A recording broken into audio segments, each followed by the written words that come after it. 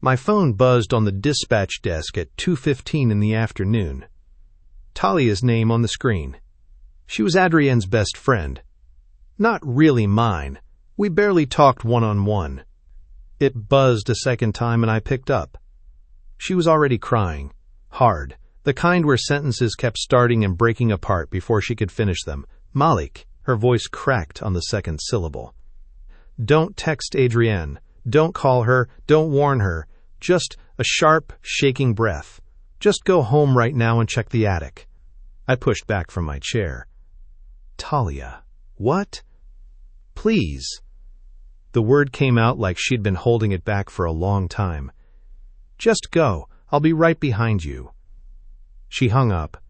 Adrienne had texted me 20 minutes earlier, asking when I'd be home. It was still sitting there on my screen, unanswered. I grabbed my keys and walked out of the freight office without telling anyone where I was going. I drove out of the freight yard off I-85 and didn't slow down. I was 35, working dispatch for a mid-size freight company in Charlotte. Adrienne and I had been married 6 years, together for almost 8.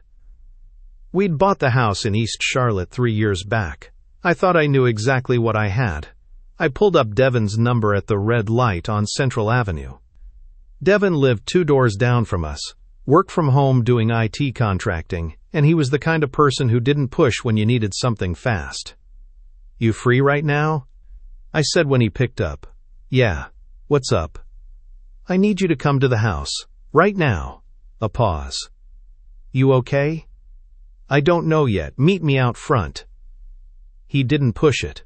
He was already standing in his driveway when I turned onto our street. He got in. I gave him the 30-second version. Talia called, said check the attic, don't warn Adrienne. And he just nodded. Okay, Devon said. Let's go. I parked in the driveway. Adrienne's car wasn't there. I checked my phone. No new texts from her. I unlocked the front door and stepped inside. The house looked exactly the same as I'd left it that morning. Throw blanket on the couch, her coffee cup on the end table, dishes draining on the rack. Devon stepped in behind me and quietly pulled the door shut. I stood in the hallway and looked up at the ceiling. The attic access panel was right there. A pull-down ladder mounted flush into the hallway ceiling, the kind with a cord you yank. We'd used it maybe a handful of times since we moved in. Storage, mostly. Old boxes, holiday decorations, a broken oscillating fan we kept meaning to throw out. Devon looked up at it. You go up there much? Twice a year, maybe. I reached up, grabbed the cord, and pulled. The ladder swung down with a creak that sounded too loud in the quiet house. I stood at the bottom rung and listened. No sound from above. No movement. I took the first step, then the second. Devon held the rail at the base to steady it. The air coming down through the hatch was warmer than it should have been. Stale. Like the vent hadn't been circulating properly. I came up through the opening and reached for the light string. The bulb clicked on. Yellow. Weak. I cleared the hatch and stood straight and stopped moving. There was a sleeping bag laid out near the far wall. Not folded. Laid flat with the top half kicked back, like someone had been sleeping in it recently. Beside it, a dark green duffel bag, half unzipped clothes pushed out through the opening. A gray shirt, a pair of dark jeans, a toiletry bag. Against the baseboard, a line of empty protein bar wrappers. An empty water bottle on its side. Cap missing. I turned my head slowly toward the wall above our bedroom. The vent cover was gone.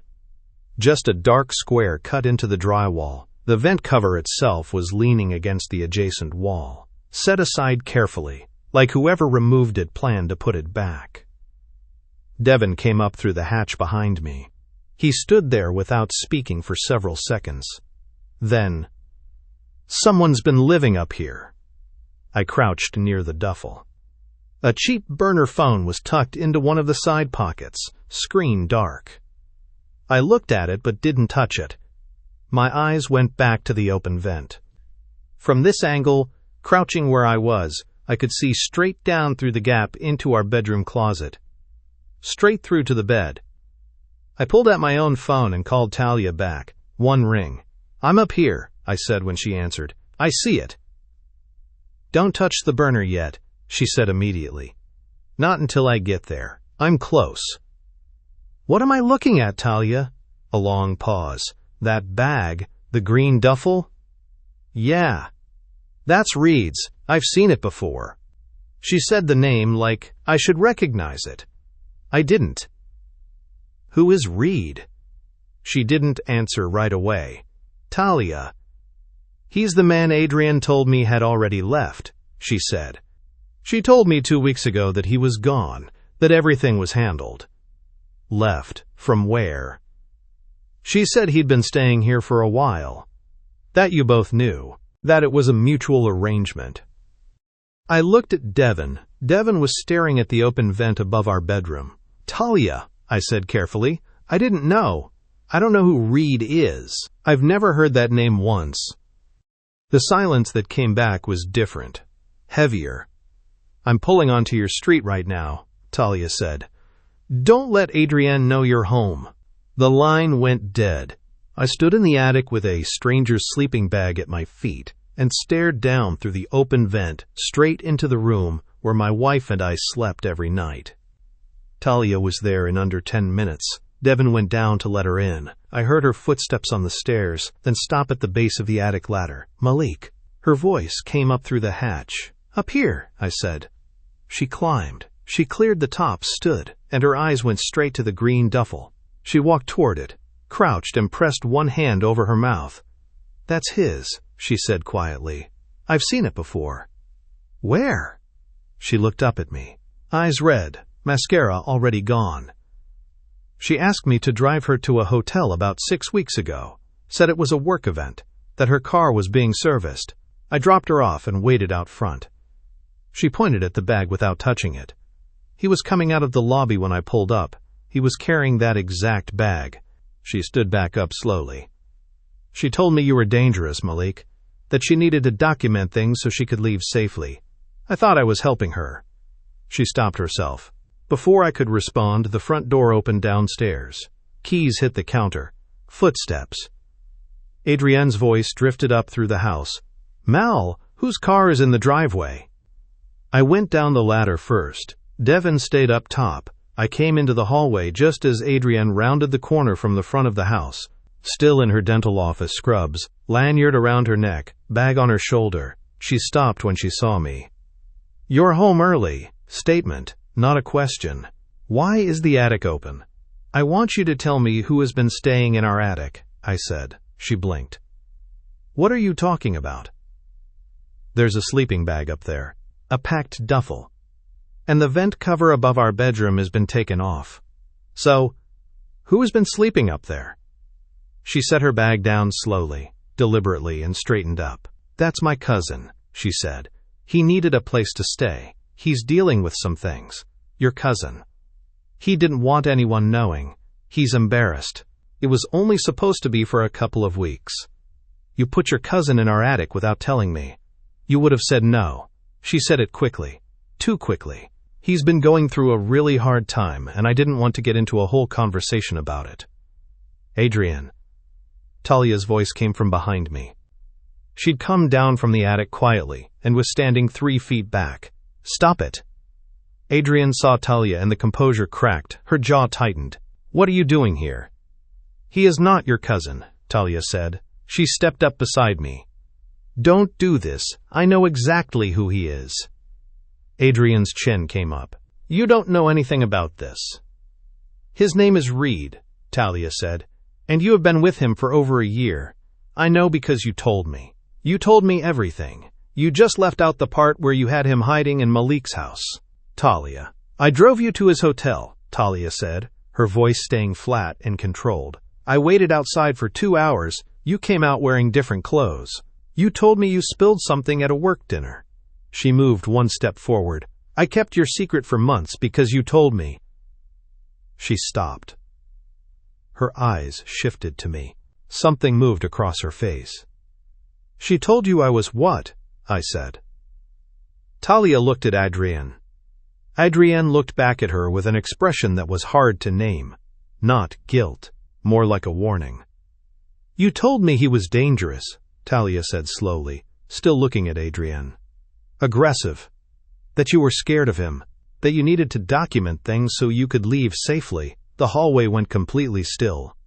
"She told me you were controlling," Talia said, turning to me directly. "That you frightened her. That she didn't know how to leave without getting hurt." I looked at Adrienne. She was staring at a point past my left shoulder. "And you believed her," I said to Talia. "She was crying every time she talked about it."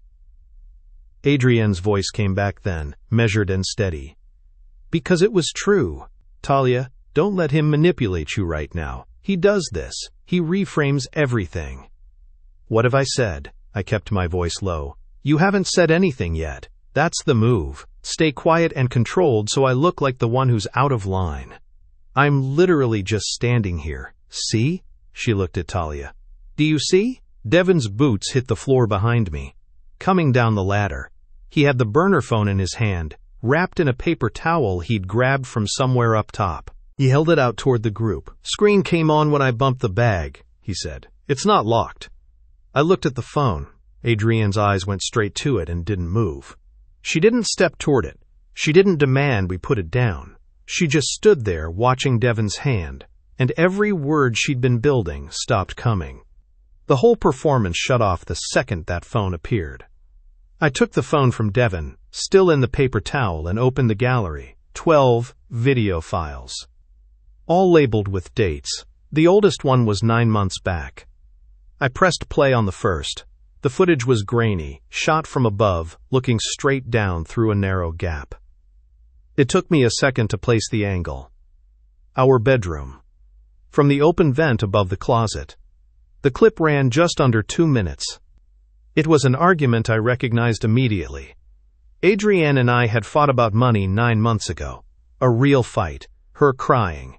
Me raising my voice. Walking toward the door. I remembered every word of it, but watching it back through this phone, from this angle, I looked bad. The framing made it look worse than it had been. The shot cut right after I walked out of the frame. I reached the end of the clip. The room was quiet. Then, right at the very end, before the file closed, a man's voice. Low. Close to the microphone. Not mine. "Good," the voice said. "That one's good." I put the phone down and looked at Adrienne, both arms crossed, jaw set, eyes fixed somewhere past my shoulder. "Who's telling someone what's good?" I said. She said nothing. I pressed play on the second file. The second clip was 6 months ago. Adrienne's car had been gone one night. She'd come back after midnight, and I'd asked where she'd been. My voice in the clip sounded sharper than I remembered it. The footage cut right as I walked away. Same whispered voice at the end, just above the microphone. Louder next time. Need more on the tone. The third clip stopped me. I had zero memory of it happening. Adrienne on the bed, sitting alone, face turned away from the camera, crying. A frightened voice. "Malik, please don't." My name. Clear as anything. "Malik, please stop." I wasn't anywhere in the frame. Nobody else was visible in that room. I set the phone down on the hallway table. Devin had his back against the wall. Talia hadn't moved in 2 minutes, and had gone the color of someone who'd just been told they'd been used as a tool. Adrienne had stepped back until her shoulders were against the kitchen doorframe. "Explain that last one," I said, her lips pressed together. Then, it was a reading. Spoken word. We were practicing a reading. I picked the phone back up. "My name is in that clip. In our bedroom. On a phone that was hidden in your attic. Malik, stop. Malik, please." She didn't answer. I scrolled to the last file. It was different from the rest. No argument, no crying, no staged scene. Just read. On camera. Close up. Sitting in the attic. The slant of the roof was visible behind him. Pink insulation lining the wall. He was speaking in a low, unhurried voice, like he was leaving himself a note. We've got enough from the shouting clips. Need one more, where he gets physical. Even just grabbing her arm. Something visible. He paused, glanced off to the side. She says he doesn't do that. We'll have to create the moment, set it up right. He looked back at the lens. Once we have that, we're done. She files, she walks away clean, and the judge sees exactly what we built. The clip ended. Nobody spoke. Talia took one step backward, and her shoulders hit the wall behind her. Devin stared at the floor. Reed's voice still seemed to hang in the air. I held up the phone. He says you don't do that, I said to Adrienne. Meaning I don't get physical with you. So the plan was to manufacture a moment that looked like I did. She looked at the floor. He's not speaking for me. He's been living in your house for 9 months, I said. He's speaking for the plan. Talia's voice came from across the hallway, uneven. She asked me to help her buy the vent cover. Adrienne's head came up fast. Talia. She said the bedroom was too loud at night, Talia continued, looking only at Adrienne. Street noise. Said she wanted to redirect the airflow and block the sound. I went with her to the hardware store. I helped carry it inside. She looked at me. That's the cover leaning against the wall up there, the one we bought together. Adrienne said nothing. You told me he was hurting you, Talia said. Her voice broke on the last word and then steadied. You showed me a bruise. You said he'd grabbed you.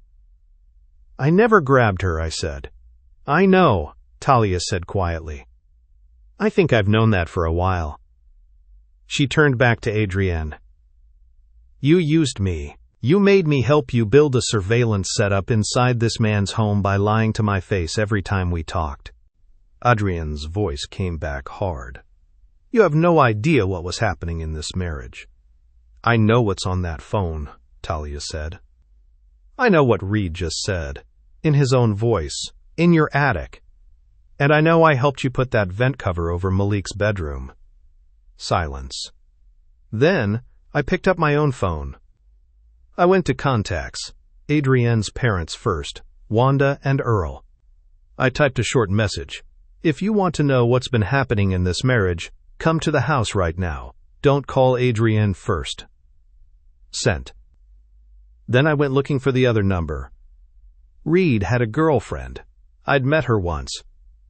A neighborhood cookout Adrienne had thrown the previous summer. I'd been introduced, shook hands, forgotten about it. Adrienne had texted me her number afterward for some reason I couldn't place now. I found the contact. Typed the exact same message. Sent. I put the phone face down on the counter. Adrienne came across the hallway fast. Call them back. Right now. Tell them it was a mistake. It wasn't a mistake. Those are my parents, Malik. You don't get to do that. They deserve to know what you built in their son-in-law's house. She grabbed my arm, hard. I looked down at her hand, then back up at her face. Get off me. She let go and stepped back. Devin moved without being asked, quietly putting himself between Adrienne and the hallway table where the burner phone sat.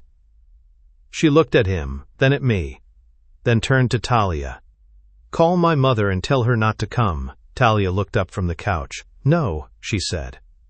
After everything I have done for you, Adrienne's voice had dropped. The kind of drop that's meant to remind you what you owe someone. You sat at my table. I covered for you. I was there every single time. You used me, Talia said. Say it however many times you want. That's what happened. Adrienne turned back to me. He's not coming down. I looked up at the ceiling. I hadn't been certain Reed was still up there. Adrienne saying it like that, he's not coming down, confirmed it. He'd been sitting above us for this entire conversation. Devin looked up. He heard all of it? Adrienne said nothing. I walked to the base of the ladder and looked through the hatch. Reed. Silence. I can see your shoes from here. A slow creak of plywood. A shifting sound. No movement toward the ladder. "You should come down before everyone else gets here," I said. More silence. I stepped back and moved toward the front window. Devin followed. I looked out at the street. Earl's old Carolina blue Silverado turned the corner and slowed in front of the house. 2 doors opened. Earl stepped out from the driver's side, Wanda from the passenger side. They walked toward the front door, and Wanda's face already had that look, the one that says she knew something was wrong before anyone had said a word. I opened the door before they could knock. Earl stepped in first. Big man, salt and pepper beard, still in his work clothes like he'd come straight from the shop. Wanda came in right behind him, smaller, already scanning the room with the kind of eyes that have seen 60-plus years of things go sideways. "Malik," Earl said. "What's going on?" "Come inside." They stepped into the hallway. Wanda saw Adrienne and started moving toward her. "Baby." "Mom, he found something out of context and he's making it into—" "I need you to watch something first," I said. I held up the burner phone. Earl looked at it. "Whose is that?" "A man named Reed. He has been living in the attic of this house for 9 months. Adrienne has been in a relationship with him. He used this phone to record through a vent directly above our bedroom." Wanda's hand went to her chest. Earl looked at Adrienne. "Is that true?" Adrienne pressed her lips together. "Dad, it's complicated." "It's not complicated," Talia said from the far end of the hallway. "Watch the last video." I pressed play on the final clip and held the phone where Earl could see the screen. Reed's voice came out of the small speaker and filled the entire hallway. Earl stood without moving while the clip ran all the way through. Reed's voice came through clear and unhurried. "We've got enough from the shouting clips. Need one more where he gets physical." A pause. She files, she walks away clean, and the judge sees exactly what we built. The file ended.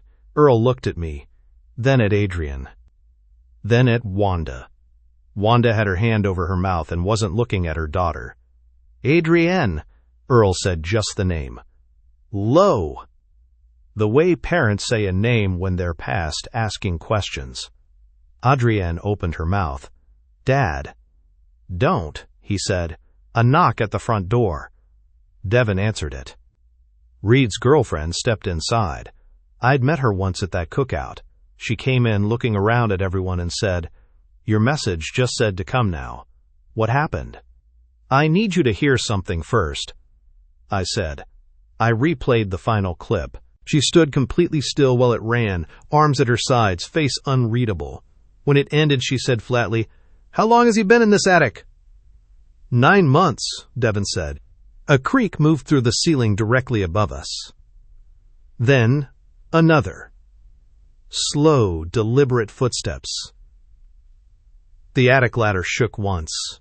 A shoe appeared at the top rung. Everyone looked up. Reed came down 1 rung at a time, measured and careful, like he was calculating each step.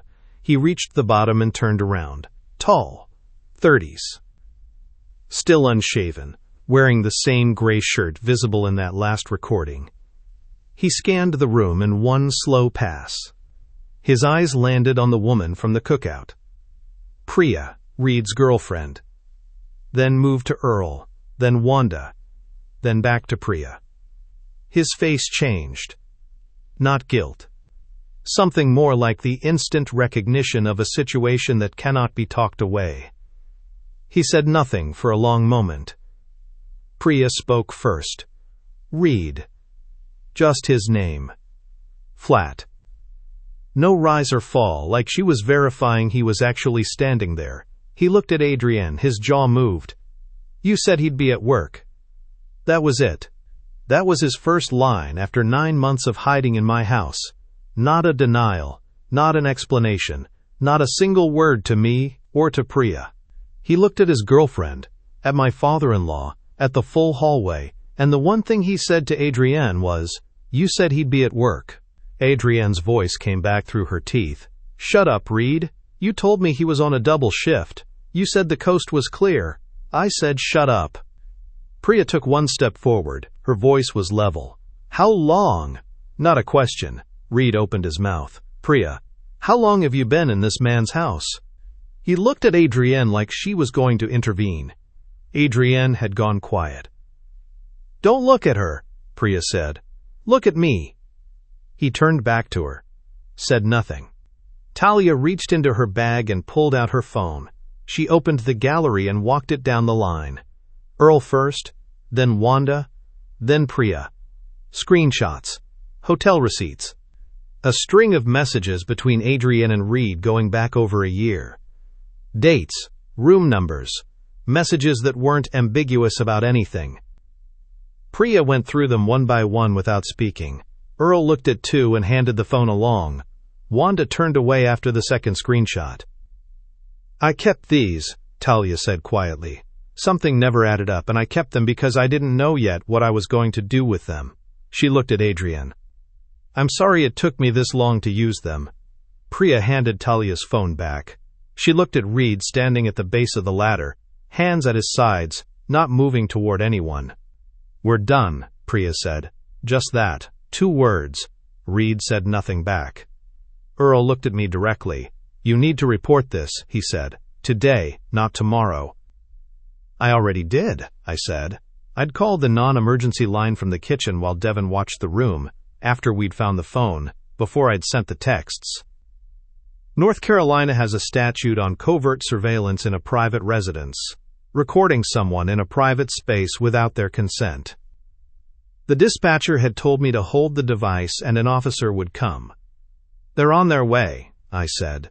I wanted everyone to see what was on it before I handed it over. Reed straightened up from the base of the ladder. "I want a lawyer." The room didn't respond.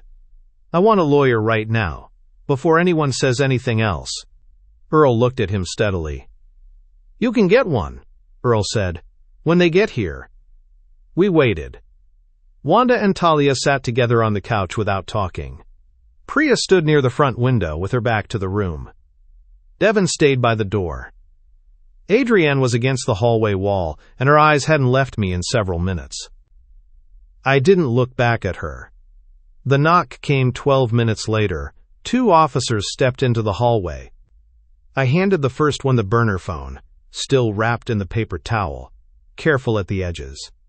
"Everything you need is on there," I said, "especially the last file." The officer bagged it and looked at Reed. Adrienne moved away from the wall. "Malik." Her voice had changed completely. The calculation was gone. What came out was softer. Something almost close to the way she used to sound in the early years. "Can we just talk? Alone? Please?" I looked at her. Earl was 3 feet to my left. Wanda was on the couch. 2 officers stood in the hallway with Reed's burner in an evidence bag. "We can talk right here," I said. Her eyes moved across the room, taking in every face. "That's not fair." "What was on that phone wasn't fair," I said. 12 videos. 9 months. A man in my attic with a script to make me look violent, so a judge would rule against me.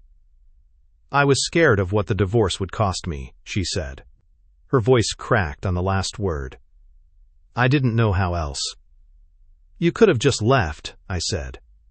"You didn't need to build a case. I wouldn't have fought you."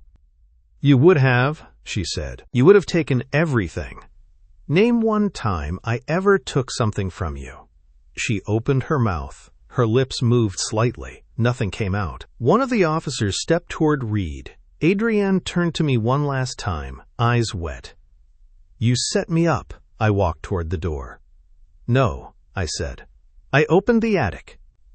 If Talia had stayed quiet, that phone disappears. Those videos go into a courtroom. And I walk in looking exactly like what they spent 9 months building. Think about that. Has someone you completely trusted ever been running a totally different story behind your back? Drop it in the comments.